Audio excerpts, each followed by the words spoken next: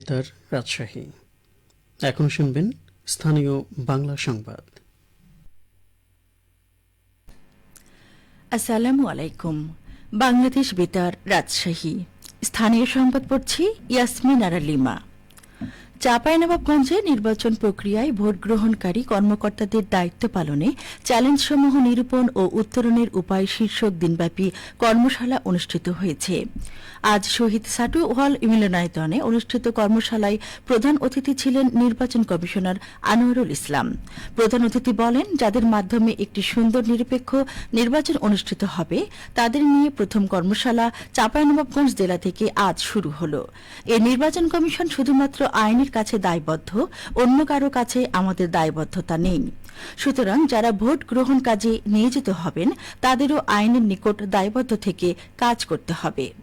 ত্রয়োদশ জাতীয় সংসদ নির্বাচন সুষ্ঠু, সুন্দর ও নিরপেক্ষভাবে আয়োজন সম্পন্ন করাই আমাদের প্রধান এবং একমাত্র কাজ। রাজশাহী আঞ্চলিক নির্বাচন কমিশনার আনিসুর রহমানের সভাপতিত্বে বিশেষ অতিথি হিসেবে উপস্থিত ছিলেন নির্বাচন কমিশন সচিবালয়ের অতিরিক্ত সচিব AKM নেওয়াজ, চাঁপাইনবাবগঞ্জের জেলা প্রশাসক আব্দুস সামাদ।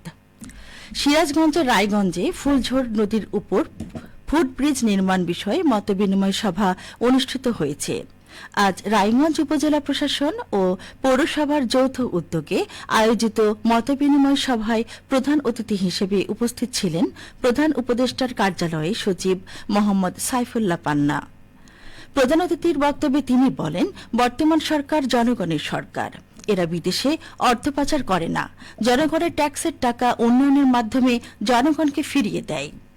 সিরাজগঞ্জের জেলা প্রশাসক মোহাম্মদ নজরুল ইসলামের সভাপতিত্বে মতবিনিময় সভায় আরও উপস্থিত ছিলেন স্থানীয় সরকার বিভাগের সচিব মোহাম্মদ রেজাউল মাকসুদ জাহিদি, LGEDর প্রধান প্রকৌশলী মোহাম্মদ আনোয়ার হোসেন ও রায়গঞ্জ উপজেলা নির্বাহী কর্মকর্তা মোহাম্মদ হুমায়ুন কবির। বগুড়ায় বালুবাহী ট্রাকের সঙ্গে CNG চালিত অটোরিকশার মুখোমুখি সংঘর্ষে বাবা ছেলে সহ ৩ জন নিহত হয়েছেন। এ ঘটনায় আহত হয়েছেন মা ও মেয়ে। আজ সকালে সারিয়াকান্দি উপজেলার ফুলবাড়ি কাঁঠালতলা এলাকায় এ দুর্ঘটনা ঘটে। নিহতরা হলেন গাইবান্ধার বিপুল চন্দ্র দাস, বিপ্লব চন্দ্র দাস, বগুড়ার শুকুর আলী। আহত হয়েছেন রানী দাস ও রূপামণি দাস। সারিয়াকান্দি থানার ভারপ্রাপ্ত কর্মকর্তা জানান, দুর্গাপূজার ছুটিতে বিপুল পরিবার নিয়ে শ্বশুরবাড়ি আসছিলেন। ভোরে ঢাকা থেকে বাসে বগুড়ায় নেমে অটোরিকশা যোগে নার্চি গ্রামে যাচ্ছিলেন তারা।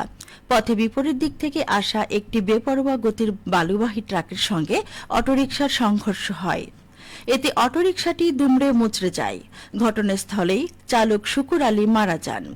আর শহীদ জিয়াউর রহমান মেডিকেল কলেজ হাসপাতালে চিকিৎসাধীন অবস্থায় বিপুল ও বিপ্লবের মৃত্যু হয়। আহত মমতা রানী ও রূপামণি হাসপাতালে চিকিৎসাধীন রয়েছেন। রাজশাহী, চাঁপাইনবাবগঞ্জ ও নাটোর থেকে ঢাকাগামী বাস চলাচল বন্ধ করে দিয়েছে মালিক পক্ষ। গতকাল রাত 10টায় কাউন্টার থেকে বাস বন্ধের ঘোষণা দেওয়া হয়।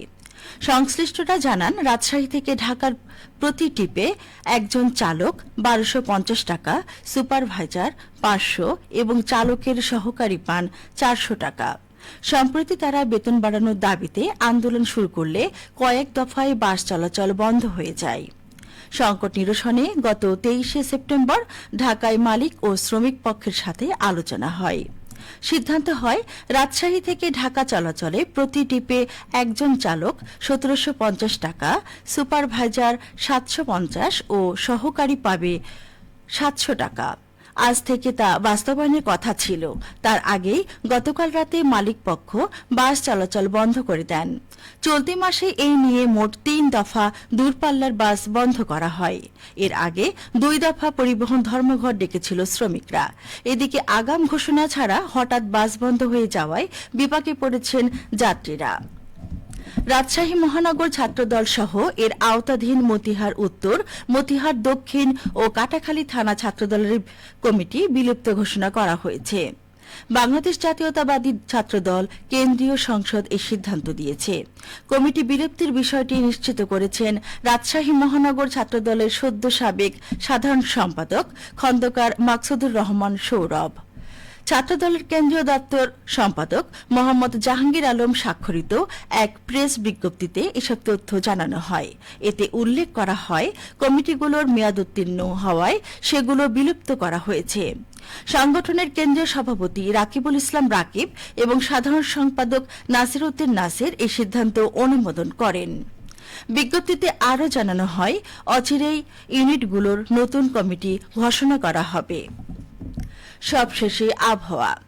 আজ রাজশাহীতে সর্বোচ্চ তাপমাত্রা ছিল ৩৬ ডিগ্রি এবং সর্বনিম্ন ২৭.২ ডিগ্রি সেলসিয়াস। বিকেল ৩টায় বাতাসে আপেক্ষিক আর্দ্রতার পরিমাণ ছিল ৬০%। রাজশাহী ও পার্শ্ববর্তী এলাকায় আজ সূর্যাস্ত সন্ধে ৫টা ৫৭ মিনিটে। সংবাদ শেষ হল। আমাদের পরবর্তী স্থানীয় ইংরেজি সংবাদ সন্ধে ৫টা ৪৫ মিনিটে।